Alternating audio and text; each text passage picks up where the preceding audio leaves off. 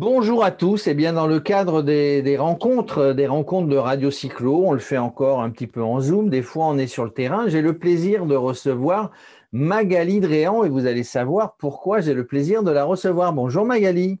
Bonjour Jérôme. Alors Magali, c'est une compétitrice. On l'avait interviewée il y a 1 an et demi, peut-être 2 ans bientôt. C'était les premières interviews de Radio Cyclo. Elle était sur la Jean Racine et nous aussi. Elle avait été vainqueur de la rando VTT le samedi et vainqueur de la randonnée route le dimanche. Donc c'était une vraie compétitrice. Mais elle vient de devenir, il n'y a pas très longtemps, ambassadrice pour le vélo, on va dire le cyclisme féminin sur l'Île-de-France. Hein. C'est ça, Magali? Oui, exact, Jérôme. Depuis lundi dernier, donc j'ai eu l'appel de la Fédération française de cyclisme pour être l'une des ambassadrices euh, pour promouvoir le sport féminin euh, auprès de la fédération. Alors, tu vas nous parler de tout ça. On va parler un petit peu de toi avant. Au début, tu es une grande sportive. J'ai cité tout à l'heure tes performances. Maintenant, c'est plutôt le vélo. Mais ton sport de démarrage, c'était l'athlé. Tu étais l'athlète, Exact. tu étais sur les haies, toi. Alors, je ne sais pas si c'est le 110 mètres haies en féminin. Alors, il y a peut-être le 400 mètres, je ne sais plus. C'était Alors, quoi? il y a C'est deux 80. épreuves. Tu as le 100 mètres haies ou le 400 haies. Et en effet, moi, je suis sur le 100 mètres haies. Donc, j'en ai pratiqué en compétition une quinzaine d'années. Et puis j'ai arrêté, j'ai repris un petit peu cette année, juste pour un petit défi. J'ai repris un petit peu la piste en semaine et je pratique en effet le vélo depuis 7 ans maintenant. Alors justement, tu es jeune, hein, donc on ne peut pas, dans une vie, on en fait des sports, mais tu t'es mis à un moment donné, qu'est-ce qui a fait que tu t'es mis au vélo? Alors, en préparant cette interview, tu me disais que tu étais vélo-taffeuse, hein. D'ailleurs, c'est souvent des gens qui sont en vélo-taf, qui sont aussi en compète, qui sont aussi en randonnée. Qu'est-ce qui a fait qu'à un moment donné, tu t'es mis au vélo? Je pense que c'est quand même peut-être l'usure peut-être du corps, hein, puisque faire de la compétition en athlétisme, ça reste un sport traumatisant. Donc derrière l'arrêt de la compétition, j'ai commencé à faire des courses sur route, hein, des petits trails. Et puis bon, voilà, j'avais quelques blessures. Et donc j'ai eu la chance de me mettre au vélo à ce moment-là, en me disant que ça me permettrait peut-être de faire du sport sans trop de blessures, de reposer un peu plus mon corps. Donc j'ai commencé le vélo à ce moment-là. Donc J'ai c'était, commencé c'était, d'ailleurs, excuse-moi, le VTT d'abord. Alors, c'était le VTT, mais c'était Oui, plutôt, alors, on ne dira pas où tu habites, mais tu habites dans une région qui est entourée de forêts, de bois, hein, qui est vraiment propice au VTT, mais aussi à la route. Donc, c'était parce que ton corps souffrait, les articulations peut-être, etc. Et tu as fait au début du VTT, mais sans en faire de la compète ou sans avoir un objectif précis, en tout cas de gagner quelque chose, c'était de la balade. oui, alors balade, bon, quand tu fais de la compétition, tu as quand même toujours une mentalité un petit peu de faire du sport avec cette envie quand même de te faire un petit peu mal, hein, mais justement sans te blesser, de chercher quand même des défis. Donc la moindre sortie, pour moi, essayer de monter, descendre, voilà, ça restait déjà un défi, un plaisir. Donc oui, c'était vraiment des sorties seules, hein, au départ. Et puis après, la rencontre du club de ma ville où je suis venue et qu'un groupe m'a accueilli. Et puis progressivement, j'ai pu faire les sorties dominicales, hein, sur la matinée en VTT. Alors, alors, en VTT, puis après, tu es passé à la route. Alors, pour en venir progressivement à l'ambassadrice, toujours pareil, en préparant cette interview, on se disait que, bon, il y avait mixité dans ce sport, mais qu'il y avait encore, en tout cas quand tu as démarré, un petit peu de machisme, et puis que les hommes, par exemple, ils regardaient les femmes à vélo d'un certain œil en disant de toute manière, je suis plus fort que toi, en gros. Complètement. De toute façon, c'est vrai que ça reste encore, mais c'était très, oui, ça a été ma petite surprise en démarrant le vélo. Dans le monde de l'athlétisme, la course à pied, on était déjà à se côtoyer facilement. Il y avait beaucoup de mixité, des niveaux assez forts chez les femmes, hein, dans l'athlétisme. Et donc, c'est vrai, quand j'ai démarré en vélo, surtout sur la route, hein, je pensais rapidement pouvoir saluer les autres cyclistes que je croisais. ou qui me doublaient. Et puis, bah, non, je m'apercevais que je devais peut-être pas avoir la tenue officielle. Je sais pas, c'est vrai que j'ai démarré avec des tenues peut-être plus course à pied. Et donc, je pense que oui, je voyais bien qu'on me prenait un peu trop pour une petite amatrice en balade sur son vélo. Donc, bon, ça ne me gênait pas. J'avais déjà eu cet esprit dans l'athlétisme quelques années auparavant, donc ce n'est pas quelque chose qui me gênait. Et progressivement, les années ont fait que la pratique régulière, puisque je suis dans un club depuis 7 ans, et puis surtout, comme je t'ai dit, ça fait plus de 3 ans que je vais travailler tous les jours sur un trajet donc, de 10 km l'aller, tous les jours à mon travail en vélo, donc ce qui fait que j'ai une progression assez rapide parce que c'est surtout la régularité qui m'a Forcément, permis forcément. après de faire voilà, pas mal de belles aventures comme Milan-San Remo, bon, de belles courses quoi, que j'ai De pu belles faire courses. Ouais. de 300 km en vélo de route parce qu'après, il n'y a pas cette blessure. Hein. On est capable, le corps en effet est capable de faire une sortie de 100 km et le lendemain matin, on se réveille sans aucune douleur aux articulations, ni douleur musculaire. Donc, Ce qui j'espère n'est pas bien. le cas ce qui n'est pas le cas dans le sport que tu pratiquais auparavant. Mais du coup, donc, la clé de la réussite, c'est la volonté, c'est l'entraînement, c'est comment dire, une vie saine, hein, je vais dire, de bien se nourrir. Alors oui, c'est surtout de ne pas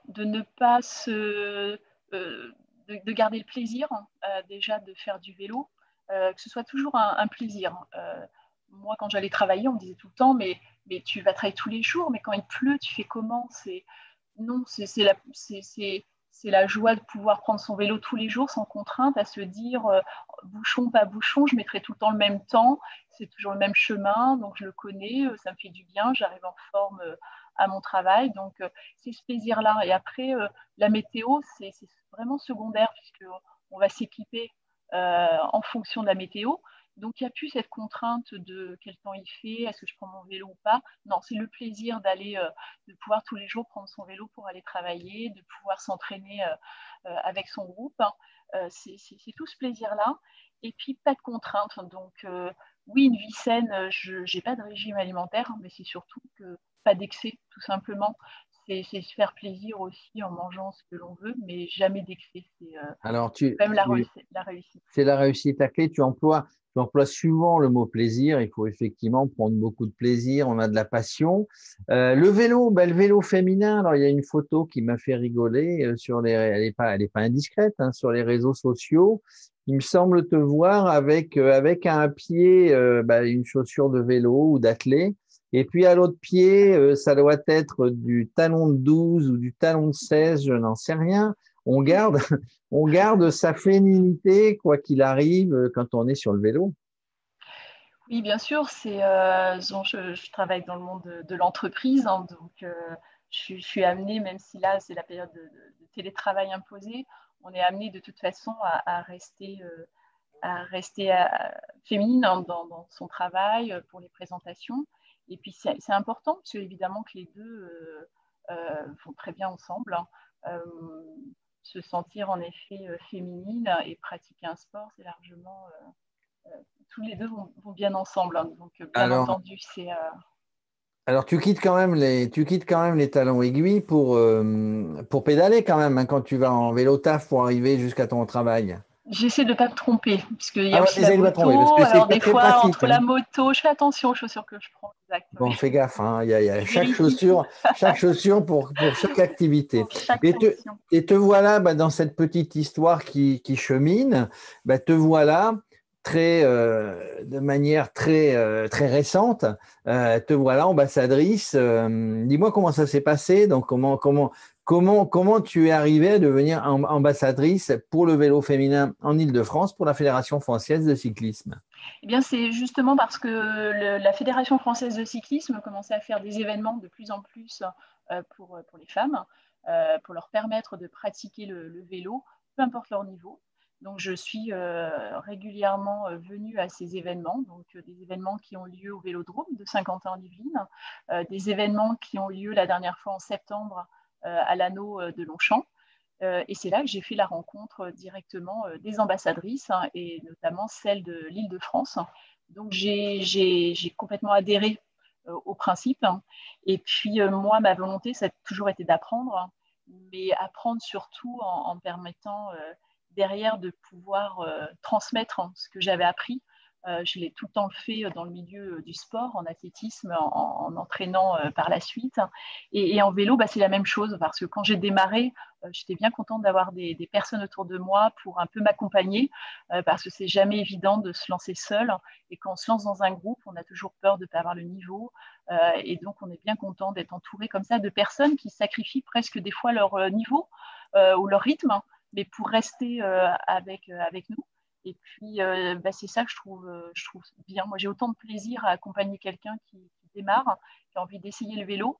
Et même si ce n'est pas mon allure, j'en ressors d'une séance comme ça, mais très satisfaite parce que transmettre, je trouve que c'est une belle chose dans Oui, alors dans un sport.